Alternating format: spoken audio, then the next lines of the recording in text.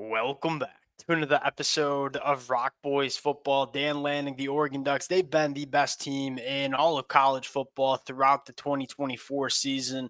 Want to have the conversation about how Oregon can continue to kind of maximize themselves as a football team so they can ensure that, hey, we're the best team in college football right now in early November. How can we make sure that fact is the same when it comes to early January when we're playing for a national championship? I guarantee you, like that's the conversation that's happening within that Oregon Ducks program. Hey, we love where we're at. We're playing some really good football. We seemingly are getting better every single week.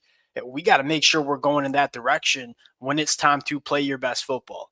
And I think one of the things that I think could unlock this Oregon offense just a little bit more is a little bit more feature on tight end Kenyon Sadiq. And I want to start with this. Now, we're going to have a couple of different conversations. One, we're going to talk about this Oregon offense without Tez Johnson, which you certainly noticed his absence. But I want to start with this. This is in no way a shot at Terrence Ferguson. I mean, Terrence Ferguson is a top tight end in the country. I don't think you can argue that point. I just look at Kenyon Sadiq and the Oregon fans who've been rocking with the boys for the last 12 months, really going back to the end of 2023, banging the table for this kid. I think Kenyon Sadiq he's different. He guys like Kenyon Sadiq do not grow on trees. And you've seen Will Stein, this Oregon offense, at times try to, get Kenyon Sadiq involved. I think I want to see it a little bit more towards the back half of the 2024 season. I think the absence of Tez Johnson will give Will Stein and this Oregon offense a little bit more opportunity to get Kenyon Sadiq more involved in this offense, to give Oregon just another dynamic weapon that is so difficult to deal with if you're an opposing defense. If you can add Kenyon Sadiq and kind of unlock his true potential and his true impact on this Oregon offense, I think it just makes it that much more dangerous when you're talking about this Oregon offense. Going to get into Kenyon Sadiq, some different ways we can get him involved. I want to talk about what we saw from Oregon's offense without Tez Johnson. Now, before we get into it, as always, this is a conversation we've been having a ton, and I would love to hear from y'all. Like, Tez Johnson's been the guy. Evan Stewart's probably been the pass catcher number two. Every Oregon fan that's listening to this has a certain guy that you want to see get a little bit more involved. And let's just be quite frank, there's a lot of mouths to feed, so we all got different opinions. Would love to hear from y'all in the comment section. Appreciate you guys rocking with it. If y'all do enjoy the content, consider subscribing to the channel. Without further ado, let's get into it. Now, I think let's start, and I got a piece of film that I want to get into in terms of where did Oregon miss Tez Johnson the most? And we had this conversation about 7 days ago when the news about Tez Johnson missing a couple weeks came out. We kind of said it's impossible to fully replace Tez Johnson. Like, there's a reason he's one of the best wide receivers in the country. When you lose a guy like Tez Johnson, there's no just, hey, Justice Lowe, go be Tez Johnson. Tez Johnson's 1-1. I think we certainly saw that Saturday night against Maryland. Where did you miss him the most? I think you missed him in those money situations. Like, it's no secret Tez Johnson was kind of the integral part of this Oregon passing attack. He by far led the team in targets heading into that Maryland game, still does, quite frankly. But on those, third and fourth downs, those big money downs, if you will, Dillon Gabriel consistently wants to go to Tez Johnson. And on those third downs, you kind of felt Dillon Gabriel missing a guy like Tez Johnson. I think this is probably the perfect play. When you talk about missing Tez Johnson, this is probably it, right? Late third quarter, 4th and 4, Dan Lanning getting aggressive as usual. You're going to get man coverage across the board. Maryland's going to send pressure.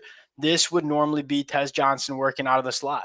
When Dillon Gabriel sees man coverage with no safety over the top, you kind of know you're going to your man beater, and that's Tez Johnson. They got a perfect play dialed up, a little bit of a mesh concept with Evan Stewart and Justice Lowe. This would normally be Tez Johnson running this route. You take a look at what happened. Again, this is a timing route. Dillon Gabriel, needs to get this football out quick because he knows they're bringing more guys than you can block. You take a look at this play. This is probably going for a big play with Tez Johnson. Now, the problem is you got the perfect play call. Dillon Gabriel immediately knows where he's going with the football. I'm going to Justice Lowe on this little outside route here. The thing is, Lowe, who probably doesn't rep as much with Evan Stewart because that was Tez Johnson for all offseason and all this season, gets a little bit caught up, and you see him have to slow down. He kind of runs into the traffic. And this traffic's meant to kind of pick off that defensive back, not pick off the wide receiver. That ball is already coming out for Dillon Gabriel. So I think the first watch around, you're like, oh, Dillon Gabriel missed a throw. No, I think Dillon Gabriel put it right where you needed to put it. Justice Lowe, excuse me. I don't know why I keep calling him that. Kind of gets a little caught up in the traffic, gets his head around late, and can't get to the football. You look at if this is Tez Johnson, this is a play that's probably going for big yards. Tez Johnson to create separation, give a chance to make that defensive back miss and probably pop off a big play. That's probably where you miss Tez Johnson the most, right? There wasn't really a guy for this Oregon offense that Dillon Gabriel was like, that's my first read. That's Tez Johnson, and Dillon Gabriel's always been like this. You go back to his time in Oklahoma, Drake Stoops was his guy. And we kind of said heading into 2024, you got a guy in Evan Stewart who would be a wide receiver one on just about every single college football team across the country.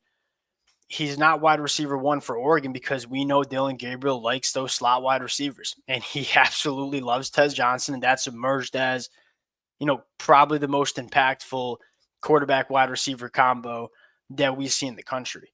Now, in terms of trying to replace the production that Tez Johnson has, we kind of talked about a couple different guys. We saw Oregon go to some more 2 tight end sets against Maryland.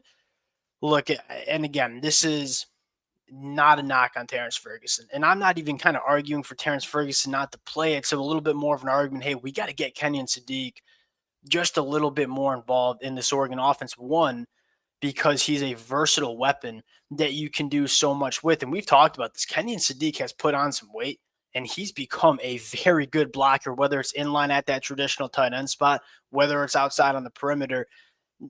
Last year, you couldn't really play him because he wasn't really ready to block as a true freshman. He was about 225 pounds. He's up to 245 pounds, looks all of 245 pounds.